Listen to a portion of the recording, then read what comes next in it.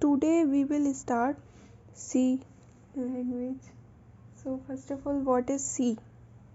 C is a programming language developed at AT&T's Bell Laboratories of USA in 1972 by Dennis Ritchie.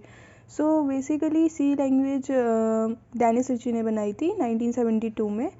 C popular है, मतलब popular इसलिए है क्योंकि हम सी को हर जगह यूज़ करते हैं, और अगर हमें सी आ जाती है ईज़िली से तो हम C plus plus, Java and बाकी लैंग्वेज को भी ईज़िली से सीख सकते हैं, इसलिए ये इम्पोर्टेंट है. और जैसे हमारे गेमिंग हो गए, गेमिंग के फ्रेमवर्क्स हो गए, उसमें भी हम सी लैंग्वेज का काफ़ी यूज़ करते हैं जैसे कि गेम्स बनाने में, है ना, और उसके गेमिंग के फ्रेमवर्क्स बनाने में उसके जो कोड्स होते हैं या फिर उसके अंदर जो कोडिंग्स होती है वो भी हम सी के थ्रू ही करते हैं. तो बेसिकली सी का यूज़ मोस्टली हर जगह ही है देखा जाए तो, क्योंकि सी हमारी एक बेसिक लैंग्वेज है और इसको हम मतलब स्टार्टिंग अगर हम करते हैं किसी भी लैंग्वेज की तो हम स्टार्ट करेंगे सी से, क्योंकि सी बेसिक है. अगर सी आएगी तो हमें बाकी की लैंग्वेज भी ईजिली आ जाएंगे.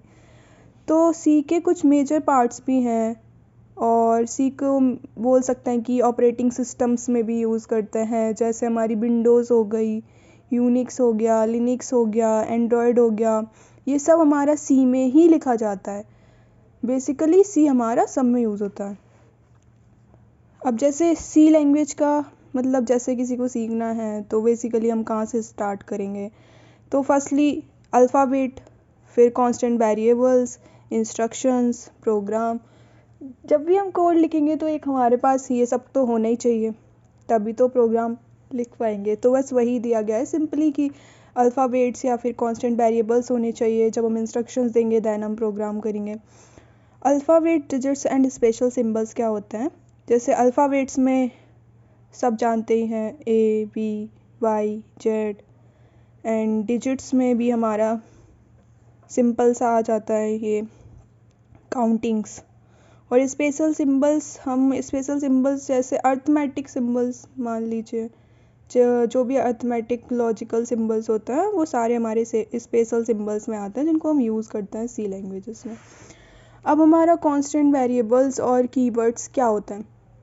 तो constant variables basically alphabets, digits and special symbols होते हैं जो कि प्रॉपर्ली कंबाइन करते हैं कांस्टेंट वेरिएबल से और कीवर्ड से.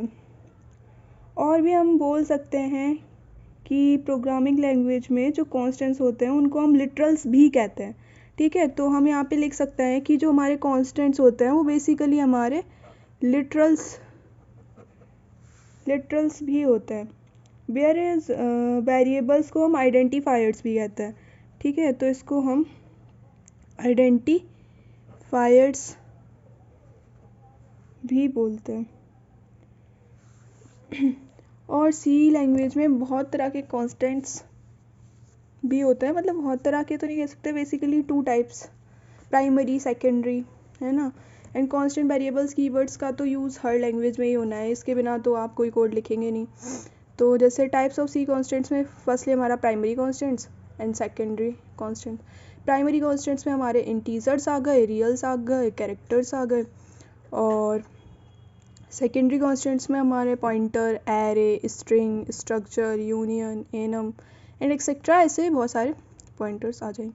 इसको हम इंट, रियल, कैरेक्टर, ठीक है. और रूल्स, और अब हम देखते हैं कि रूल्स क्या होता है हमारे किसी भी प्रोग्राम को. अगर हम जब इन चीज़ों को या फिर इंटीजर्स, रियल्स को हम जब एग्जीक्यूट करते हैं हमारे प्रोग्राम में तो हमारे कुछ बेसिक रूल्स भी होता है. जैसे इंटीजर कंस्ट्रक्टिंग के रूल्स क्या होते हैं. पहली बात तो कम से कम एक डिजिट तो हमारी होनी ही चाहिए, एक डिजिट्स हमारी होनी चाहिए, और कोई भी डेसिमल पॉइंट नहीं होना चाहिए, क्योंकि हम यहाँ पे इंटीजर की बात कर रहे हैं तो डेसिमल पॉइंट तो वैसे भी नहीं होगा. और इसकी वैल्यू 0 भी हो सकती है, पॉजिटिव भी हो सकती है और नेगेटिव भी हो सकती है. जैसे हम एग्जांपल के तौर पे ले लो, जैसे 224 ले लो. ठीक है, तो ये हमारी एक इंटीजर वैल्यू है. ठीक है, तो इसमें कोई डेसिमल पॉइंट नहीं है, ये हमारी माइनस में भी हो सकती है और ये हमारी प्लस में भी हो सकती है। तो ये हमारे कुछ रूल्स हैं। और हाँ, और एक चीज़ और होती है कि कॉमास और ब्लैंक्स अलाउड नहीं होता है, ठीक है, कि हमने 2 to 4 के बाद ऐसे कर दिया, या फिर 2 to 4 एक डिजिट है और उसके बीच में ऐसे कर रहे हैं, नहीं, ये अलाउ नहीं होता है, ठीक है।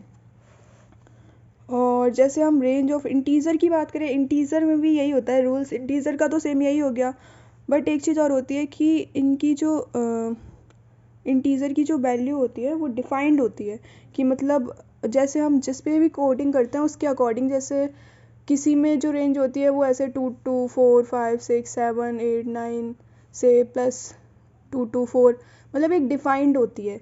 वो पूरा कंपाइलर पे डिपेंड करता है कि हम कौन सा ऐप यूज़ कर रहे हैं कोडिंग के लिए।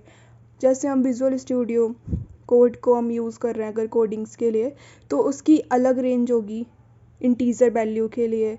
या फिर हम और भी काफ़ी ऐप हैं जो हम यूज़ करते हैं, उन सब की अलग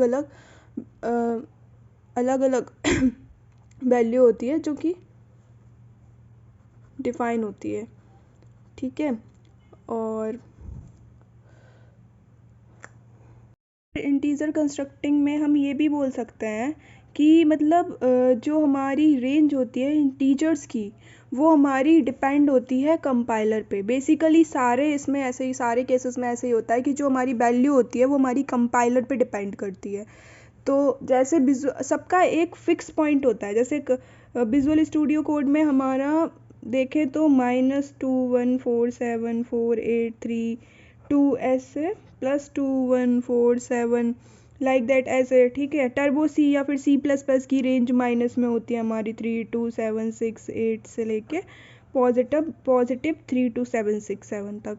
तो बेसिकली हम बोल सकते हैं कि जो इंटीजर कांस्टेंट होता है वो डायरेक्टली डिपेंड होता है कंपाइलर पे।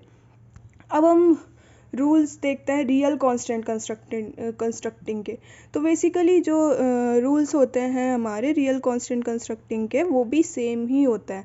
जैसे कि हमारा इंटीजर कंस्ट्रक्टिंग का होता है वैसे ये होता है। यहाँ पे भी हम एक ही वैल्यू लेते हैं, एक ही डिजिट लेते हैं, और यहाँ पे भी हम कोई भी डेसिमल पॉइंट कंटेन नहीं करते हैं। यहाँ पे भी जो वैल्यू होती है वो हमारी 0 होती है, और पॉजिटिव नेगेटिव भी हो सकती है।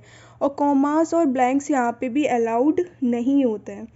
जैसे एग्ज़ाम्पल के लिए हम इसमें अगर हम एग्ज़ाम्पल की बात करें तो एग्ज़ाम्पल के तौर पे हम ले सकते हैं, जैसे प्लस का ले लो 325.34, ठीक है। और ये सॉरी इसमें हमारा डेसिमल पॉइंट कंटेन नहीं होता है, बट इसमें होता है, ठीक है, रियल में होता है। तो जैसे यहाँ पे ये पॉइंट आ गया, ठीक है, और ये 426.0 एग्जाम्पल के लिए वैल्यूज़ हमारी आ जाती हैं, ठीक है। यहाँ पे एक एक्सपोनेंशियल फॉर्म भी होती है जिसमें मैंटिसा पार्ट होता है हमारा एक्सपोनेंशियल फॉर्म में, वो हम अगले सेशन में पढ़ेंगे, अगले वीडियो में पढ़ेंगे। अब जैसे हमारा रूल्स फॉर कैरेक्टर कंस्ट्रक्टिंग भी बेसिकली कुछ नहीं होता है, सिंपली ये है कि हम कैरेक्टर कैसे चूज़ कर रहे हैं। एक कैरेक्टर कांस्टेंट हमारा single alphabet, digit, special symbol हो सकता है।